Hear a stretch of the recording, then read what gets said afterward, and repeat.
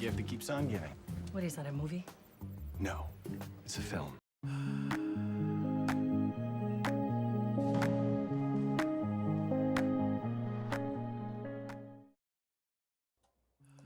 Welcome to Fremley Studios. I am so excited to present a new series called DiNozzo's Movie Picks. I am going unscripted here, so you're going to get to know the real me. I will try to be brief, but I also like to get on tangents, off in little bunny trails, and I'll try my best not to do so. But I didn't want to be scripted on this series because I want you to see my love for film and my passion for it. So I'm hoping I won't drive you too crazy, but I'm very excited about it. Okay, so first of all, let me explain why DiNozzo's Movie Picks. I am a huge fan of NCIS and an even bigger fan of Tony DiNozzo. Yes, he was my favorite character on the show. I love Ziva and Tony, and I have not watched their new series yet because I'm actually going through NCIS again before I watch the Tony and Ziva. See, first tangent right there. Anyhow, I just love how Tony loves movies. I feel like that character understands where I'm coming from when it comes to film. And I've been watching the series with my dad. Quick story. We recently asked my mom. I moved in with my dad, and I just started watching the series with my dad. We were into season 8, and I thought, oh my goodness, what a good idea for a series on my film channel. And I'm like, oh, it's perfect. It's perfect for me. For those who know me, it's perfect. I love how he will reference a movie, and yes, most of the time when you're looking it up, the episode is similar to the movie that he references, right? But I just love how he has a passion for it and how he doesn't just stop there and just mention the movie. He'll mention why he likes it. Anyway, so what I'm going to do is I'm going to go through NCIS again. And I started all over again because I wanted to see when it starts picking up where Tony mentions movies and things. So the first thing I found was season 1, episode 4, where there's like a little hidden quote in there. And I thought, oh, that's a quote. I know that's a quote. That's a quote from a movie. So I looked it up. And that movie, well, the quote, let me tell you the quote first, because again, I like to go down my little rabbit trails, and you'll see that in just a moment. But the movie, the quote that it's just a little hidden quote, and I'm going to play the little clip real quick in just a second. But it's just interesting when I searched it, what I came up with. But I'm going to give you just a minute to listen to the quote, and then we'll get into more details, okay? Well, if you'll excuse me, I'll get our poor seaman out of his wet clothes. You're not going to say it into a dry martini, are you? No. No, we'll save that for later. For me, I'm afraid. Okay, so that's the part of the episode, that I was like, oh, that's got to be a quote coming from Tony. It's got to be a quote. So I looked it up, and yes, it is a famous quote, and a lot of people quote it. Even The Simpsons have it on one of their episodes, I noticed. The original quote, though, is actually, okay, so I'm getting a little off track here. So when I looked it up, first of all, they said that it was from a film, and I keep saying movies and film. Let me just clarify. Film to me is a piece of art. Movies just for entertainment, okay? That's my two versions of that. And I know I keep flipping back and forth because typically we just call them movies now. We don't even call them films anymore. But because they are for entertainment as well. It's an art for entertainment, music, pictures, things like that. It's just a moving picture. Anyhow, so they originally thought, okay, what I've been searching, but somebody did a little bit more digging, I see. But the first thing I saw was, and I'm sorry, I lost my notes, so I'm trying to scroll down to them. Okay, was a Robert Benchley 1942 film, Major and the Minor. But a little bit more digging, the original quote came from the 1937 film Every Day's a Holiday with Mae West. Now, what Tony DiNozzo, which one he was quoting from, I have no idea. But the original one comes from the 1937 Every Day's a Holiday, Mae West. So I was starting to look it up. Okay, first of all, I watched the movie. We're going to get into that just a little bit more. But as I was looking it up, I really discovered a lot of fun facts. And here comes the rabbit trails, because I do like a lot of research when it comes to movies. Like, I'll know stupid facts that probably nobody else knows, but you can find them everywhere.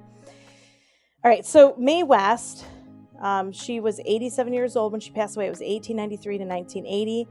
She was an actress, singer, author, writer, screenplay. And what's so unique is she wrote the screenplay for this movie. So even though it wasn't her in the movie who said the quote, she wrote the screenplay for that quote. So that's why she's kind of known for that's coming from Mae West, because she wrote the screenplay. So I thought that was kind of interesting, because when I show you the clip of when it was actually said in the film, it's not Mae West, okay? But again, she wrote the screenplay. But some interesting facts. So this is a Paramount picture. This is actually the last one Mae West does for Paramount. It was a flop. And when we get into the movie, I'll explain a little bit more. The Manhattan Theater, however, did break records briefly, but everything else was kind of a flop. They really didn't do well on this film. And anyway, so just a little bit of background. Some things I noticed about Mae West, because I really do love the old actors, and I honestly believe that it's such a dying art. Our 1950s film, even 1930s, 1920s, all of those films, this was 1937, have just died out, and they really paved the way for our movies today and films. But it's almost like we lost that art behind it and just the newness of it. Anyway, I have a passion for older films, and here's why. Because I moved out of the state that I grew up in, and I was there for 17 years. I'm now back in the state I grew up in because of my mom getting ill. And I would visit a couple times a year. However, I visit as often as I could. And I would always stay with my gram on occasion too, because, you know, that's my gram and I'd like to visit her. And every time I would visit my gram, we would watch an old film. Now, she got me into Cary Grant. I'm a huge Cary Grant fan. But she got me into Cary Grant and just the older films, and her knowledge was just so amazing. I miss her. Anyway, that's where the love of the old films come into play for me.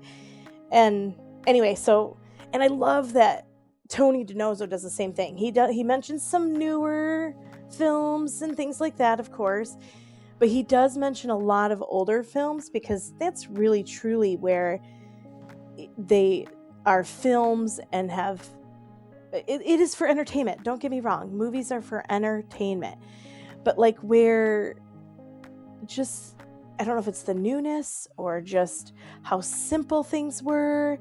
And one of these days I'll get into more of the 50s films. 50s beyond. Charlie Chaplin, you're looking at early years, okay? But my grandma and I, we would do, 30s, 40s, 50s, 60s. Those were the eras that we did. But anyhow, so saying all of that, Mae West is the original quote, who did the quote. She was the screenwriter for this particular movie. And just a couple of fun facts about Mae West. She was a size 18. She was not a twig.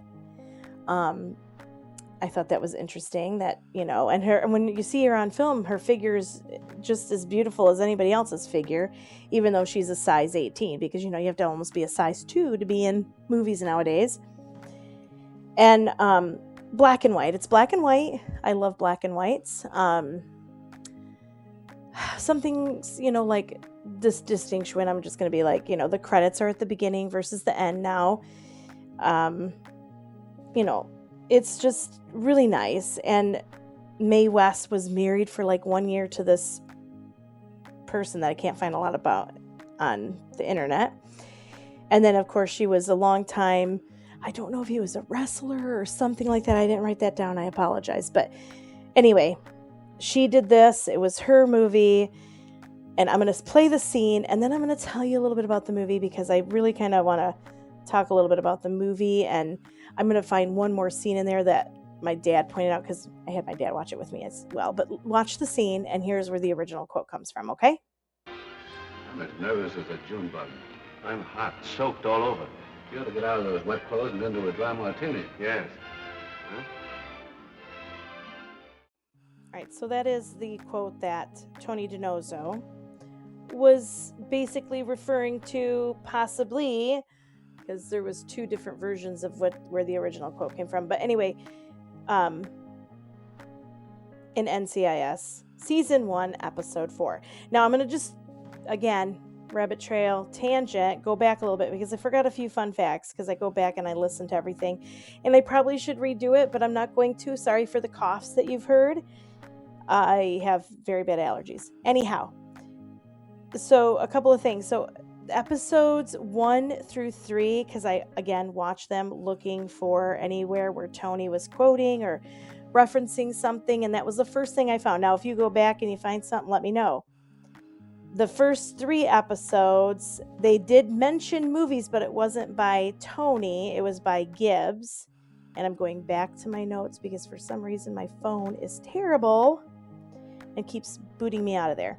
So Gibbs mentions Harrison Ford Air Force One in episode 1.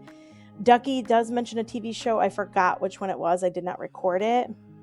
And then in episode 3, Abby mentions the Sundance Festival, and Tony does have like a quick little jive of what the film would be called in the Sundance Festival with that particular episode. And then episode 4 is the first mention, or where I saw at least, where he quotes something or mentions a movie, okay? And then, of course, we're going to go from there. So I wanted to get those in. I forgot to get those in at the beginning. And I also wanted to make sure that you were aware of that, because I'm going to go through the series and we're going to find it, all those little tidbits, and have fun. So as for the movie, okay, not my favorite. Not my favorite. I can see why it bombed in the box office. Very disjointed, really didn't give a clear indication. I mean, I've read the little brief synopsis of it. She's a con artist.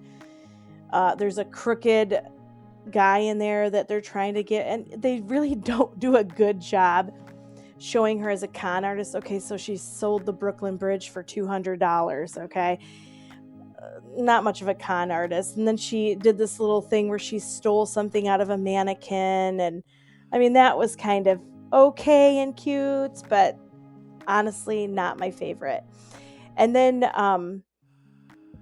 you know, and there was this one guy, of course, is going to be the love interest in there, who's with the cops, and he seems to be better because he won't, you know, arrest her, and just really not clear. If they remade this movie, I would love to see somebody try and remake this and actually make sense out of it.